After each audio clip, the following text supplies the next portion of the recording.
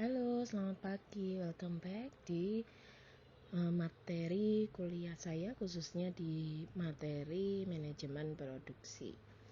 Sebenarnya kemarin saya udah bikin podcast ya untuk materi ini, tapi entah kenapa di save itu suaranya nggak keluar. Jadinya saya harus mengulang untuk membuat rekamannya.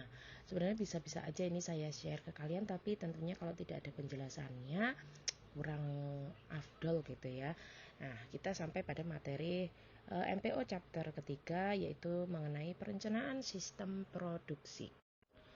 Oke, kenapa kita harus melakukan perencanaan sistem produksi? Tentu saja karena kita melihat dunia bisnis atau dunia industri ini sangat banyak sekali bermunculan, khususnya di era globalisasi ini. Banyak barang dan jasa diperjualbelikan dan juga dengan keunggulan masing-masing gitu ya, untuk bisa dikonsumsi oleh sasaran pasarnya atau oleh konsumen. Tentu saja setiap produsen atau pabrik harus harus menambah nilai dari produk atau barang atau jasa yang dihasilkan. Sehingga melalui sistem produksi inilah kita bisa merubahnya melalui faktor-faktor produksi, sumber daya produksi yang tersedia untuk menjadi barang dan jasa. Tentu saja manajemen, khususnya manajemen produksi dan operasi, sangat berperan penting dalam mengkombinasikan faktor-faktor tersebut sehingga bisa menghasilkan satu produk yang berdaya saing dan memiliki utility atau memiliki kebermanfaatan melalui proses manajemennya. Setiap industri atau setiap bisnis tentunya ingin sasaran dari apa yang dilakukan, sasaran dari semua aktivitasnya itu mendapatkan keuntungan yang maksimal dan tentu saja memberikan kepuasan konsumen karena ingin sekali kegiatan industrinya atau kegiatan bisnisnya berkelanjutan atau sustainable. Maka diperlukan penting sekali melakukan perencanaan produksi sebelum kegiatan produksi dimulai. Kalau misalnya tidak ada perencanaan bagaimana? Bahkan kadang ada perencanaan saja masih ditemui penyimpangan. Bagaimana jika tidak direncanakan? Tentu saja kita tidak bisa bersiap gitu ya, tidak bisa mencegah atau tidak bisa menghadapi kemungkinan penyimpangan yang terjadi. Maka dari itu perencanaan produksi harus dibuat supaya kita bisa menghadapi penyimpangan-penyimpangan yang mungkin akan terjadi selama kegiatan produksi yang nantinya akan berakibat pada kepuasan konsumen. Kalau produknya tidak sesuai dengan kebutuhan konsumen, pasti konsumennya akan kecewa dan akan mencari produk yang sesuai dengan apa yang dibutuhkan. Nah, ini mungkin jelas bagi industri atau bagi produsen sangat berbahaya ya, karena tentunya sasaran akan keuntungan maksimal tidak akan tercapai. Sehingga perencanaan produksi di sini digunakan untuk membandingkan antara rencana dan juga kenyataan atau aktivitas yang dilakukan. Apakah aktivitas yang dilakukan sudah sesuai dengan yang direncanakan sebelumnya? Apabila terjadi penyimpangan, maka bisa segera dilakukan tindakan koreksi sebelum produk itu sampai ke konsumen atau dikeluarkan dari pabriknya. Lalu apa sih yang disebut dengan sistem produksi? Sistem produksi ini merupakan sistem inti atau merupakan kegiatan inti dari segala aktivitas yang ada di sebuah perusahaan atau di sebuah bisnis gitu ya. Karena di produksi inilah kita harus bisa mengupayakan segala sesuatunya itu bernilai tambah. Salah satu contohnya adalah pengolahan limbah PT Pusri. PT Pusri kita kenal dengan produsen pupuk ya, dimana setiap kali kita produksi pupuk atau mengolah pupuk pasti akan menghasilkan residu atau menghasilkan limbahnya. Lalu kita sebagai seorang produsen yang ingin profitnya maksimal, itu bagaimana caranya supaya limbahnya itu tetap juga memiliki nilai gitu ya. Tentu saja kita harus mengolahnya. Maka dari itu PT Pusri melakukan pengolahan limbah yang nantinya bisa digunakan juga kembali oleh masyarakat dan memiliki nilai, tidak hanya sebagai sisa yang terbuang, dan juga akan berdampak pada lingkungan sekitar gitu ya, dan juga berdampak pada sisi finance dari perusahaannya, yaitu harus melakukan rehabilitasi dari pencemaran lingkungannya misalnya begitu. Sehingga bagaimana caranya PT Pusri itu mengolah limbahnya untuk bisa tetap digunakan sebagai sesuatu yang berguna setelah dicap sebagai limbah gitu ya. Jadi mereka mengolah hasil limbahnya itu untuk ketika menghasilkan sisa itu bisa dibuang tanpa merusak alam nih, dibuang ke sungai gitu ya, dibuang ke dataran pun juga tidak menimbulkan pencemaran begitu. Nah, sehingga penting sekali dari sebuah industri untuk memikirkan keberlanjutan residu-residu dari aktivitas produksi yang dilakukannya. Berdasarkan definisi, sistem produksi ini merupakan sistem yang melakukan aktivitas transformasi atau konversi dari bahan mentah menjadi sebuah produk dengan kualitas tinggi, dan tentunya disesuaikan dengan desain produk yang telah ditetapkan sebelumnya. Sehingga di dalam perencanaan produksi itu tentunya sudah kita tetapkan desain produk ya, desain produk, kemudian kita rancang proses transformasinya. Di dalam proses transformasi ini harus terjadi pertambahan nilai sehingga produk memiliki nilai yang lebih tinggi dibandingkan dengan nilai bahan mentahnya.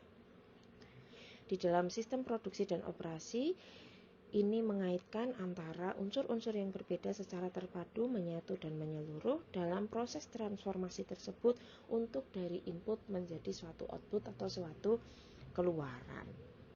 Nah, di dalam sistem produksi ini sendiri terdapat 3 kategori sistem produksi, diantaranya sistem produksi flow shop, job shop, dan batch production. Flow shop di sini adalah urutan setiap job tetap. Jadi kalau misalnya di pabrik atau di perusahaan manufaktur itu kegiatan produksinya tentu ada step by stepnya. Nah, yang dimasukkan dengan flow shop itu adalah urutan dari step pertama itu kemudian dilakukan ke step kedua atau mesin pertama ke mesin kedua, kemudian mesin ketiga dan seterusnya sesuai dengan urutannya 1, 2, 3, 4. Ini namanya sistem produksi dengan kategori flow shop. Urutan setiap job tetap khususnya biasanya digunakan untuk mass production. Mass adalah banyak, jadi untuk produksi massal. Yang kedua, job shop, yaitu urutan masing-masing job shop berubah. Jadi kalau tadi mesin flow shop itu mesin 1, 2, 3, 4 urut, kalau job shop ini bisa random ya, bisa dari mesin pertama kemudian langsung mesin ketiga, bisa kemudian mesin ketujuh. Nah, jadi tidak berurutan, sehingga ini disebut sistem produksi kategori job shop, di mana setiap tahapannya bisa random, bisa berubah-ubah. Nah, sedangkan batch production ini merupakan kombinasi antara job shop dan flow shop. Biasanya digunakan untuk produk yang memiliki banyak variasi dan juga jumlah yang tinggi, atau produksinya massal tapi jenisnya juga beragam. Seperti itu. Oke, contoh untuk flow shop adalah urutan setiap tahapan produksi mulai dari mesin A ke B ke C ke D gitu ya. Jadi berurutan seperti itu. Ini seperti yang dicontohkan di slide, ada tanda panahnya, diperhatikan ya, dari mesin A ke mesin B, lalu dari mesin B ke mesin C, dari mesin C ke mesin D. Ini berurutan. Sedangkan untuk job shop bisa diperhatikan itu M adalah masukan gitu ya, atau input. M yang ada garis merahnya dari mesin A ke mesin C, kemudian dari mesin C ke mesin B, dari mesin B baru ke mesin D menjadi P1. P1 adalah produk gitu ya, produk 1. M2 juga arahnya dari mesin A yang garis hijau ke mesin D, dari mesin D ke mesin B, kemudian ke mesin C sebagai tahapan terakhir lalu sudah menghasilkan P2. P2-nya ada di mesin C, tidak selalu ada di mesin D gitu ya. Nah, M3 yang garis ungu itu alurnya flow shop gitu ya. Jadi ini merupakan job shop, itu merupakan kombinasi gitu. Bukan kombinasi itu batch production. Job shop ini merupakan sama inputnya, sama masukannya, tapi tahapan dalam proses produksinya bisa berbeda-beda. Nah, sedangkan untuk batch production itu merupakan kombinasi antara flow shop dan job shop gitu ya, untuk mass production dan untuk variasi produk yang bermacam-macam. Nah, lalu setelah kita tadi memahami apa itu sistem produksi, kategorinya ada apa saja, lalu kita masuk ke apa itu sistem manufaktur. Nah, dilihat dari gambar yang tertera pada slide ini, sistem manufaktur itu merupakan rangkaian kegiatan juga ya. Di sini bisa dilihat ada raw material. Raw material itu adalah bahan baku ya, bahan bakunya kayu gitu ya, kayu gelondongan. Lalu di dalam raw material itu kalau masuk ke pabrikan atau masuk ke industri manufaktur ada namanya BOM atau bill of material. Bill of material ini adalah kayu gelondongannya ini mau diapain sih, mau dibuat menjadi apa saja, atau dibuat menjadi satu produk saja, plywood gitu ya misalnya, atau kayu lapis gitu, atau sampai dengan produk jadi. Kalau plywood kan produk setengah jadi, atau produk jadi seperti furniture, meja, kursi, lemari dan sebagainya gitu ya. Jadi ini semua sudah terencana, tertulis pada bill of material. Kemudian dari bill of material itu selanjutnya diserahkan ke bagian operasional, bagian produksi sebagai work order. Nah, ini ada kerjaan nih untuk membuat meja berapa ratus, lemari berapa puluh, dan plywoodnya berapa kontainer gitu misalnya ya. Nah, kemudian ada work order execution. Jadi ada eksekusi, ada pembuatan sesuai dengan yang tercantum pada work order yang didasari dari bill of material yang sudah terlampir. Kemudian setelah dari dieksekusi menjadi apa, prok gitu ya raw materialnya, ada material release. Di sini tentunya sudah ada produk dan material resultnya. Ada bangku, ada lemari, ada rak gitu misalnya ya untuk furniturnya. Lalu ada plywood atau kayu lapisnya. Nah, setelah jadi produknya ada conversion cost, karena biaya yang digunakan untuk membuat produk tersebut tentunya berbeda-beda. Kalau untuk jadi plywood tentu saja finishingnya biayanya berbeda dengan produk-produk furniture yang bisa langsung siap pakai gitu ya. Jadi ini ada conversion cost, itu adalah konversi biaya yang digunakan dalam memproduksi suatu output atau suatu luaran, suatu produk gitu ya. Nah, ini merupakan rangkaian kegiatan yang ada di sistem manufaktur. Nah, berdasarkan definisinya, tentu saja bisa kita simpulkan bahwa kegiatan tadi intinya adalah melakukan kegiatan yang mentransformasi dari bahan mentah menjadi barang setengah jadi atau barang jadi, dengan catatan harus memiliki nilai tambah atau memiliki nilai yang lebih dari nilai bahan mentahnya, dan juga memiliki utility atau memiliki kebermanfaatan dan kegunaan tertentu gitu ya. Dari yang tadinya kayu gelondongan belum ada utility-nya, belum ada kegunaannya, menjadi sesuatu yang lebih berguna gitu ya. Secara detail apa yang terjadi di dalam aliran material di sistem manufaktur kita bisa lihat dari bagian ini, di mana input tadi merupakan satu sumber daya produksi. Apa saja yang ada di situ, diantaranya ada objek produksi atau materialnya, kemudian pekerjanya, ada peralatannya, dan tentu ada informasi produksi.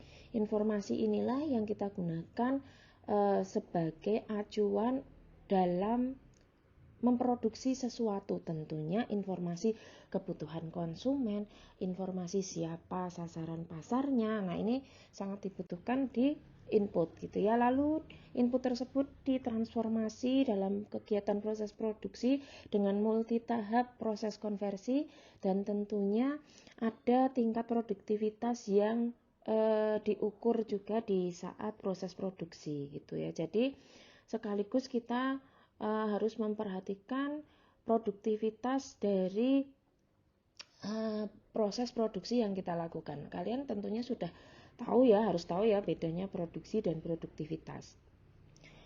Lalu dari transformasi itu menghasilkan sebuah outputnya berupa produk atau jasa. Nah, ini endingnya ada utility seperti yang saya sampaikan tadi, harus memiliki kegunaan dan kebermanfaatan. Nah, di satu sisi kegiatan dalam memilih sumber daya produksi yang kaitannya raw material atau bahan baku atau komoditasnya, itu harus kita perhatikan juga terkait supplier materialnya atau supplier bahan mentahnya.